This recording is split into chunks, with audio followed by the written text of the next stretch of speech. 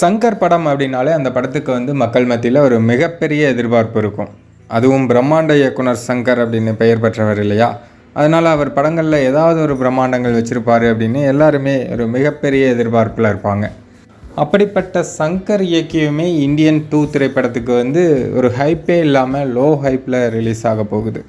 இதற்கு முன்னாடி சங்கர் படம், அந்நியன், சிவாஜி, எந்திரன் இந்த படங்கள்லாம் எதிர்பார்ப்பின் உச்சங்கள் அப்படின்னு தான் சொல்லணும். அதுவும் சிவாஜி படம்லாம் எடுத்துக்கிட்டோன்னா ரிலீஸுக்கு 1 மாதம் முன்பே அந்த படம் பற்றிய பேச்சாகவே இருந்தது. ஏதோ பெரிய திருவிழாவை எதிர்நோக்கும் மக்களைப் போல் அந்த படத்தை அனைவருமே எதிர்பார்த்து காத்திருந்தாங்க.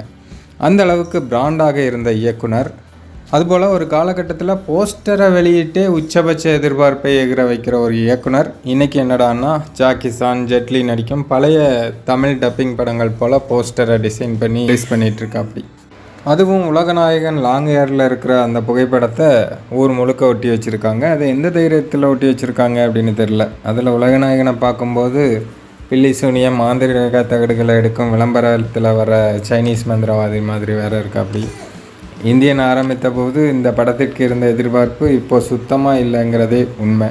சங்கர் அவர்களுடைய கடைசி 2 படங்களோட ரிசல்ட் இந்தியன் 2 படத்தோட லாங் டிலே மற்றும் பாடல்கள், ட்ரெய்லர்கள் அப்படின்னு எல்லாமே எதிராக திரும்பிச்சு. ஆரம்பத்தில் நெகட்டிவிட்டி, ட்ரோல்ஸ், வன்மத்தை தாண்டி வெகு சில படங்கள் தான் ஜெயிச்சிருக்கு. இந்த படம் அந்த மேஜிக்கை பண்ணுதா அப்படின்னு நம்ம வெயிட் பண்ணி தான் பார்க்கணும்.